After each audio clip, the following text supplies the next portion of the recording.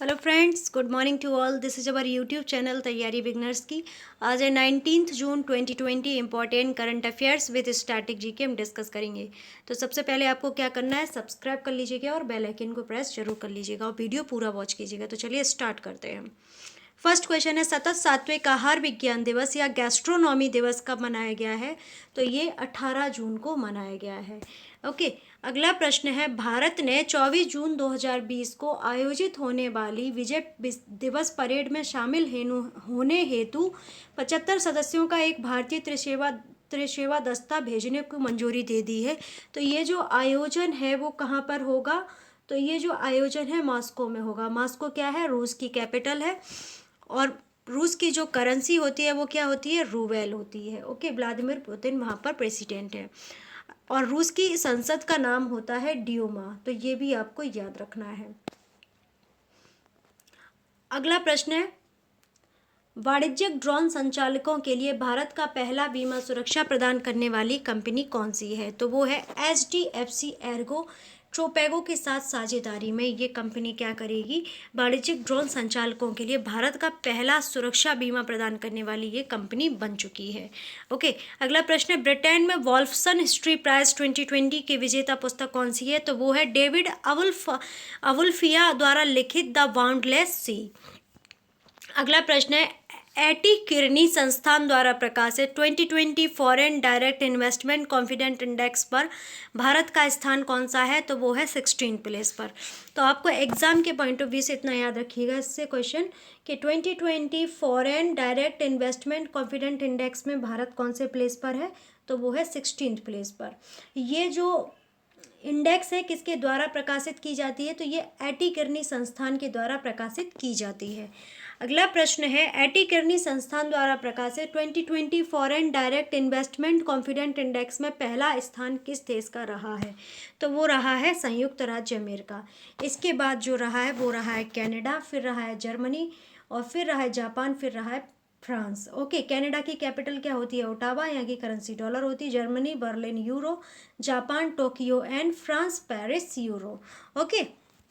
अगला प्रश्न है, भारत ने किस जगह पशुपतिनाथ मंदिर परिसर में स्वच्छता सुविधा का निर्माण करने के लिए 2.33 करोड़ रुपए की मदद देने का वचन किया है? तो वचन दिया गया है काठमांडू, नेपाल को।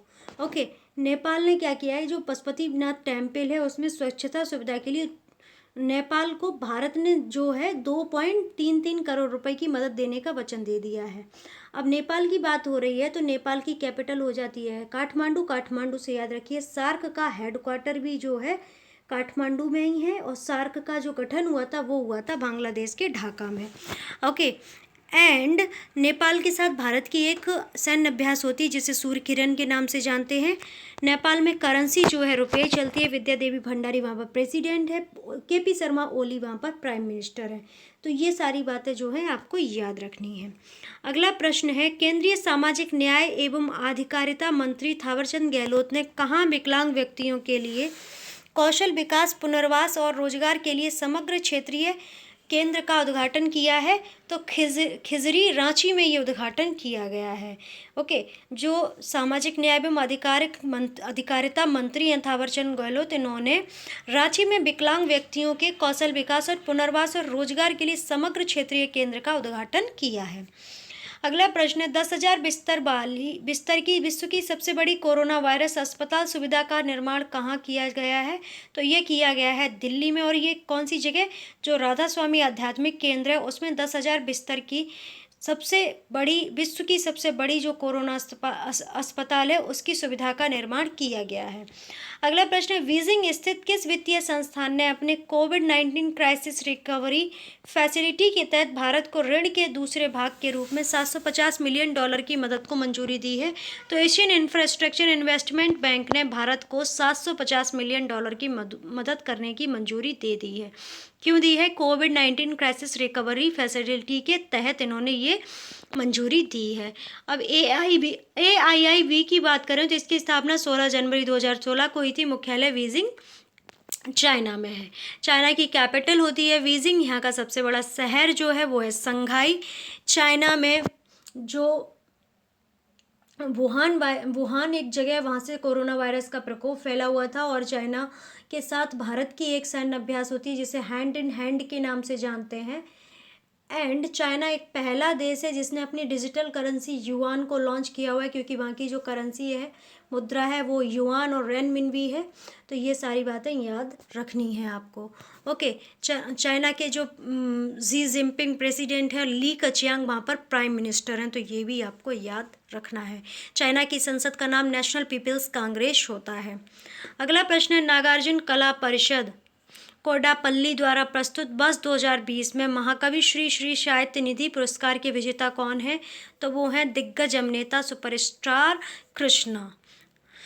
श्री श्री साहित्य निधि पुरस्कार के विजेता आपको याद रखने हैं, तो वो हैं सुपरस्टार कृष्णा। अगला प्रश्न, German publishers and booksellers association द्वारा प्रस्तुत peace prize of the German book trend पुरस्कार की विजेता पुस्तक कौन है? तो विजेता कौन है? तो वो हैं अमर्त्य सेन। अमर्त्य सेन है कौन? ये एक भारतीय इकोनॉमिस्ट हैं, इन्हें नोबेल पुरस्कार भी दिया जा चुका है। ओके, तो आपको याद रखना है एग्जाम के पॉइंट ऑफ व्यू से, peace prize of the German book trend पुरस्कार के विजेता कौन भारतीय हैं? तो वो हैं अमर्त्य सेन। और ये हैं कौन? ये इकोनॉमिस्ट हैं, अर्थशास्त्री हैं। अगला प्रश्न है, वह राज्य सरकार कौन सी जिसने मास्क पहनने के बारे में जागरूकता पैदा करने के लिए बीते गुरुवार को मास्क दिवस के रूप में मनाया है?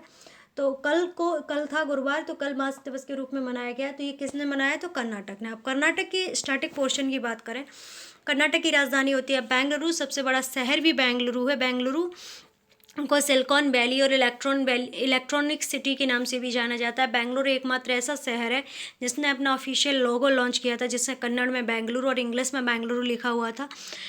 कर्नाटक में जो 30 जिले हैं, राजभाषा यहाँ की कन्नड़ है। 1 नवंबर 1956 को यहाँ स्थापना हुई थी इस राज्य की।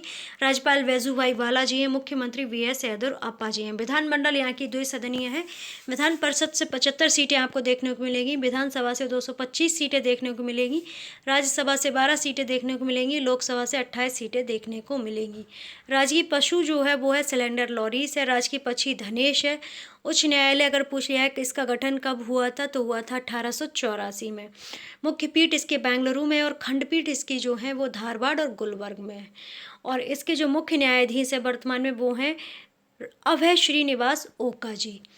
अगला प्रश्न है कि भारत का सबसे बड़ा जलप्रपात जोग गरशोपा वो कहाँ पर है? मैसूर में शरावती नदी पर है। हालांकि अब कुंचिकल जो जलप्रपात है वो सबसे बड़ा जलप्रपात हो चुका है। महात्मा गांधी ने एकमात्र अधिवेशन की अध्यक्षता 1954 में बेलगाम में की थी, 1924 में बेलगाम में की थी। बेंगलुरु को भारत का इलेक्ट्रॉनिक नगर तथा सिलिकॉन सिटी के रूप में भी जाना जाता है, तो ये हम बता ही चुके हैं आपको। कर्नाटक का जो रत्न है मैसूर को कहा जाता है। विश्व का सबसे बड़ा गुंबज, ये क्वेश्चन कई बार पूछा गया है, तो बीजापुर का गोल गुंबज जो है विश्व का सबसे बड़ा गुंबज है। सोने की जो खान है कोलार कर्नाटक में स्थित है। सदाशिव राय को कर्नाटक गांधी कहा जाता है। मैसूर का जो 1 नवंबर 1973 को नाम बदलकर कर्नाटक रख दिया गया था। भारत का मैत्तूर गांव जो कि कर्नाटक में, जहां केवल संस्कृत बोली जाती, तो ये क्वेश्चन काफ़ी इंपॉर्टेंट है। अब कर्नाटक की लोकेशन देख लेते हैं, तो कर्नाटक की लोकेशन जो है बॉटम में ये यहाँ पर है। तो इसका बॉर्डर किस किस से शेयर होता है? केरला के साथ, तमिलनाडु के साथ, आंध्र प्रदेश के साथ, इधर जो महाराष्ट्र है उसके साथ, इधर तेलंगाना के साथ इसका बॉर्डर जो है शेयर होता है। अगला प्रश्न है, किस राज्य सरकार ने घोषणा की कि इस वर्ष 2 लाख छात्रों को प्रसार भारती योजना के अंतर्गत उच्चतर माध्यमिक स्तर तक मुफ्त पाठ्य पुस्तकें प्रदान करके लाभान्वित किया जाएगा? तो वो है असम राज्य। असम राज्य ने क्या किया है कि बस इस वर्ष जो है 2 लाख छात्रों को प्रसार भारती योजना के तहत उच्चतर माध्यमिक स्तर तथा मुफ्त पाठ्य पुस्तकें प्रदान करके लाभान्वित किया जाएगा। तो वो है असम। असम की बात करें तो यहाँ की राजधानी होती है दिसपुर। जिले यहाँ पर 33 हैं। गठन 26 जनवरी 1960 को हुआ था और राज्यपाल जगदीश मुखी जी हैं। मुख्यमंत्री सर्बानंद सोनोवाल जी हैं जो कि भाजपा पार्टी के नेता हैं। विधानमंडल यहाँ की एक सदनीय है। विधानसभा से 126 सीटें आपको देखने को मिलेंगी। भारतीय संसद राज्यसभा से 7 सीटें असम के अंदर आपको देखने को मिलेंगी। लोकसभा से 14 सीटें आपको देखने को मिलेंगी। उच्च न्यायालय गुवाहाटी उच्च न्यायालय है। और इस राज्य में के उत्तर में अरुणाचल प्रदेश है, पूर्व में नागालैंड तथा मणिपुर, दक्षिण में मिजोरम तथा मेघालय तथा पश्चिम में बांग्लादेश अवस्थित है। विश्व का सबसे बड़ा द्वीप जो है माजुली जोराहाट असम में स्थित है। कौन सी नदी पर है? तो ये ब्रह्मपुत्र नदी पर है, तो ये भी आपको याद रखना। पर्यटन क्षेत्र में मानस प्रोजेक्ट टाइगर, गांधी मंडप, कामाख्या टेम्पल, काजीरंगा राष्ट्रीय उद्यान, मानस वन्यजीव अभ्यारण्य, ये सभी जो है आपको कहाँ देखने को मिलेंगे? असम के अंदर। असम में एक त्यौहार मनाया जाता है जिसे कहते हैं बिहू, तो आप ट्रिक से याद रख सकते हैं असम की बहू। ओके, एंड असम में गर्म पानी नेशनल पार्क भी आपको देखने को मिलेगा। प्रमुख उद्योग जो है असम का वो है चाय। तो ये सारी बातें आपको असम से भी याद रखनी है। अब असम की लोकेशन देख लीजिए कहाँ पर है। तो असम, ये देखो, ये जो है इतना जो पोर्शन है वो है असम का। तो असम का कैपिटल किसके से शेयर हो रहा है? इधर अरुणाचल प्रदेश से, इधर कोहिमा से, मतलब कि नागालैंड से, इधर मणिपुर से, इधर मिज़ोरम से, और ये छोटा सा त्रिपुरा, इससे भी इसका बॉर्डर शेयर होता है। इधर मेघालय से भी इसका बॉर्डर शेयर हो रहा है। तो इसके जो देश है जिससे इसका बॉर्डर शेयर होता है तो वो है भूटान। भूटान की कैपिटल क्या होती है? नगुलत्रम। वो सॉरी, भूटान की कैपिटल होती है थिम्पू और करेंसी होती है नगुलत्रम। भूटान एकमात्र ऐसा राज्य है जहाँ कोविड-19 के कोई भी केसेस नहीं है, और यहाँ पर जो वायु प्रदूषण है वो कभी नहीं होता है। तो ये बहुत अच्छी बात है। ओके, अगला प्रश्न है, किस संस्थान के शोधकर्ताओं ने कोविड-19 महामारी से कार्यस्थलों को बचाने में मदद करने के लिए संगठन के लिए वर्कप्लेस रेडीनेस इंडिकेटर विकसित किया है? तो भारतीय विज्ञान संस्थान बेंगलुरु ने ये विकसित किया है। अगला प्रश्न है, पवित्र पति नामक आयुर्वेदिक फेस मास्क विकसित करने वाला संस्थान कौन सा है? तो वो है defence institute of advance technology, Pune. इन्होंने क्या किया है? पवित्रा पति नाम से एक आयुर्वेदिक फेस मास्क जो है डेवलप्ड किया है। तो आपको ये नाम बहुत अच्छे से याद रखना है, ये कई बार पूछा जा सकता है, ये 100% श्योर है। ओके, तो आप सामान्य ज्ञान के कुछ क्वेश्चंस देख लेते हैं। अंतर्राष्ट्रीय वायु परिवहन संघ की स्थापना कब हुई थी? तो 19 अप्रैल 1945 को हुई थी। मुख्यालय मॉन्ट्रियल कनाडा में है। अंतर्राष्ट्रीय नागरिक उड्डयन संगठन की स्थापना कब हुई? तो 1944 में हुई थी। मुख्यालय मॉन्ट्रियल कनाडा में है। केंद्रीय अप्रत्यक्ष कर और सीमा शुल्क मंडल की स्थापना कब हुई थी? तो 26 जनवरी 1944 को हुई थी। मुख्यालय नई दिल्ली में है। Defence institute of advance technology की स्थापना कब हुई? तो वर्ष 1952 में हुई थी। स्थान पुणे और महाराष्ट्र है। अगला प्रश्न, एशियन इंफ्रास्ट्रक्चर बैंक की स्थापना कब हुई? तो 16 जनवरी 2016 को हुई थी। मुख्यालय बीजिंग चाइना में है। कर्मचारी भविष्य निधि संगठन की स्थापना कब हुई? 1952 में हुई थी। मुख्यालय नई दिल्ली में है। अब जल्दी से रिवीजन क्वेश्चंस देख लेते हैं। वर्ष 2020 के लिए विश्व मरुस्थलीकरण और सूखा दिवस 17 जून को मनाया गया। इसके लिए विषय क्या रहा है? तो विषय रहा है food, feed, fibre, the links between consumption and land. अगला प्रश्न जो रहा है वो रहा है INAS उत्क्रोश पर अंडमान और निकोबार कमांड के 15वें कमांडर प्रमुख के रूप में कार्यभार संभालने वाले व्यक्ति कौन बने? तो वो बने हैं लेफ्टिनेंट जनरल मनोज पांडे जी। अगला प्रश्न है, अंकटाड की वर्ल्ड इन्वेस्टमेंट रिपोर्ट 2020 के अनुसार वर्ष 2019 में भारत में निवेश किया गया कुल FDI कितना है? तो वो 51 अरब डॉलर का 20% की अधिक वृद्धि के साथ इसे जो है देखा जा सकता है। अब संयुक्त राष्ट्र व्यापार विकास सम्मेलन या अंकटाड की बात करें तो इसके जो अध्यक्ष हैं वो हैं अबुल महमूद अब्दुल हलीम मोहम्मद, और इसका जो गठन हुआ था वो हुआ था 1964 को, और मुख्यालय है जेनेवा में। अगला प्रश्न, वर्ष 2019 में हुए प्रत्यक्ष विदेशी निवेश से संबंधित दुनिया के सबसे बड़े प्राप्तकर्ताओं की सूची में भारत का स्थान कितना है? तो वो है 9वां।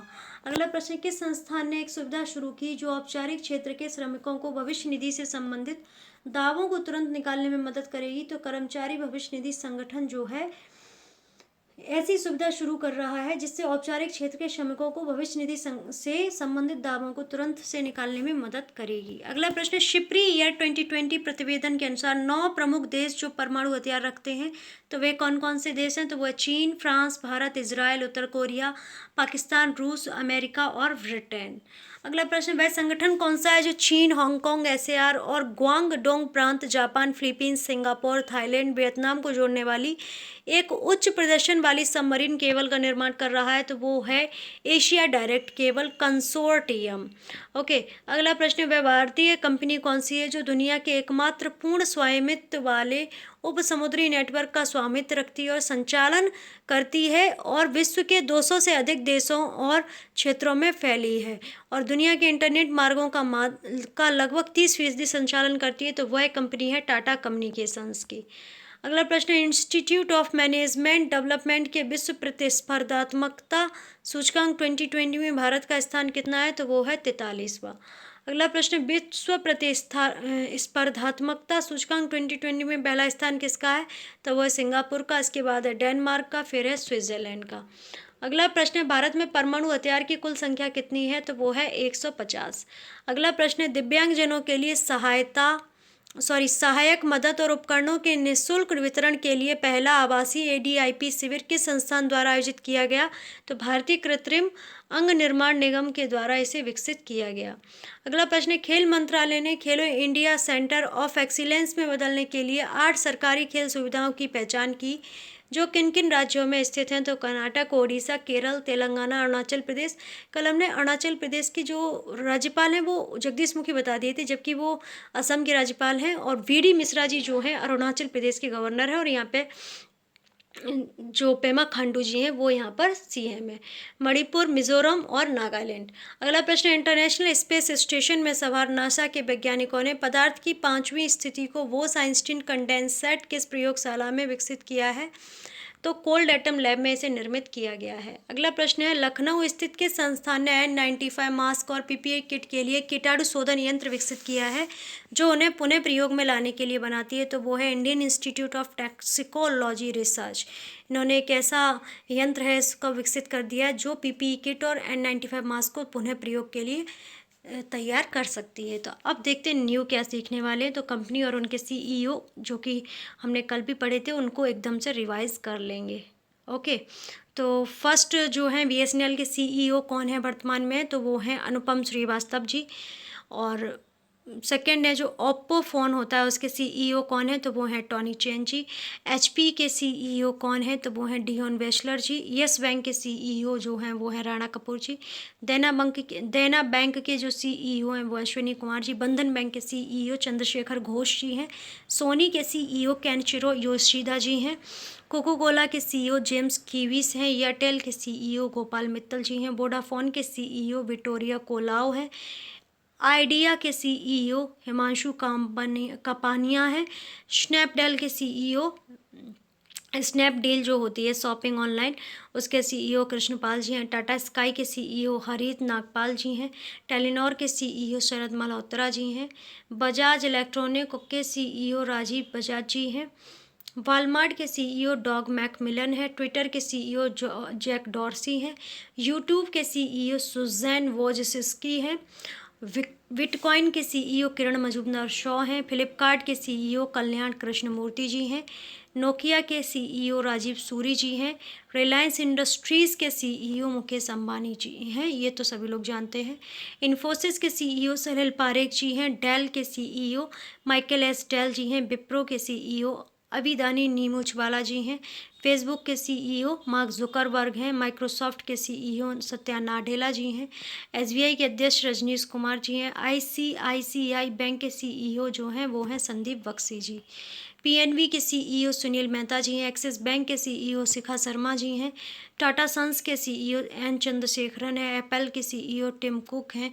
वीवो के सीईओ सेन वेई हैं। अमेजॉन के सीईओ जेफ बेजोस हैं और लॉकडाउन में सबसे ज़्यादा कमाई करने वाले ये व्यक्ति भी हैं। और फोर्ब्स ने जो अभी बिलियनर्स की लिस्ट जारी की उसमें सबसे ऊपर जेफ बेजोस को नाम दिया गया है। उबेर के सीईओ दारा खोशोशाही हैं और मास्टर कार्ड के सीईओ अजय पाल सिंह बंगा जी हैं। ओला के सीईओ भविष्य अग्रवाल जी हैं।